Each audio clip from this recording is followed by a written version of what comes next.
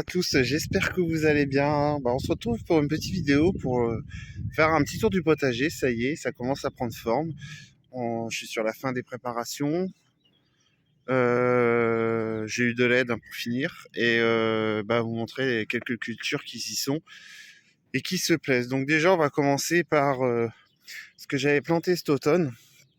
Donc cet automne, j'avais planté de l'ail, de l'échalote et de l'oignon blanc.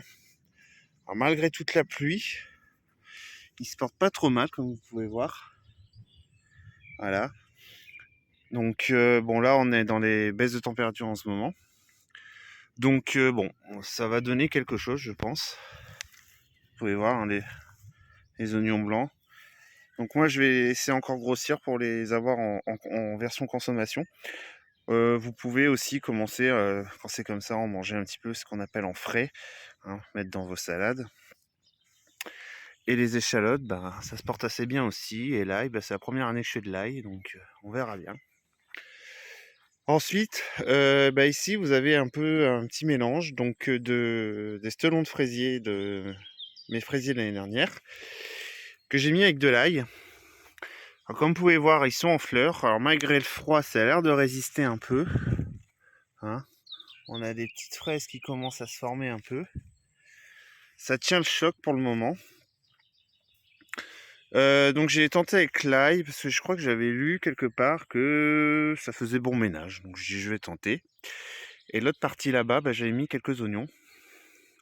Donc ça, c'est des plantations de mars. Qui se portent pas trop mal, hein, ça pousse. Et ça, c'est mon semis de fraisier de cette année, donc fraisier des bois. Donc pareil, que j'ai fait en pot, qui se porte assez bien. Donc là, vous avez des salades. Donc salade et radis. Alors, les radis sont bouffés par les escargots. Là, c'est de la gotte de l'os, ces trois-là.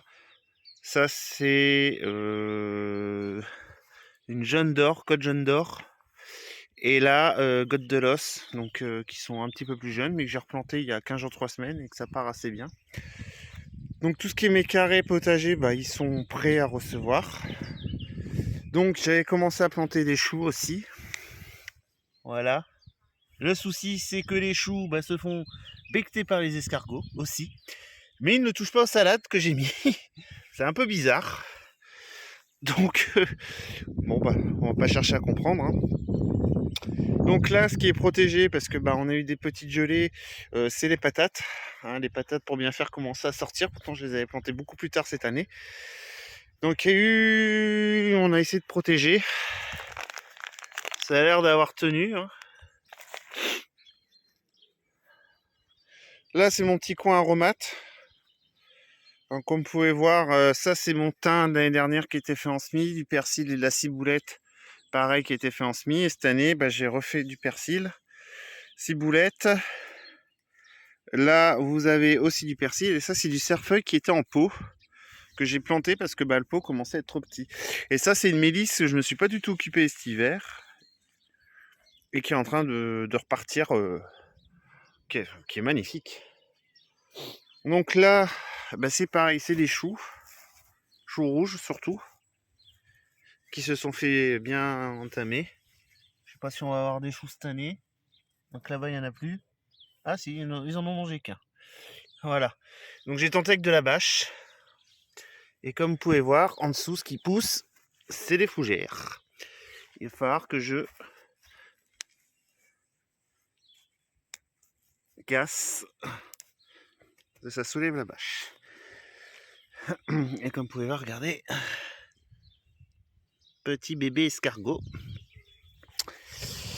Les choux cette année, ouais, c'est compliqué. Alors j'ai du mal à les faire germer. Je suis désolé, je remets en même temps mon voile.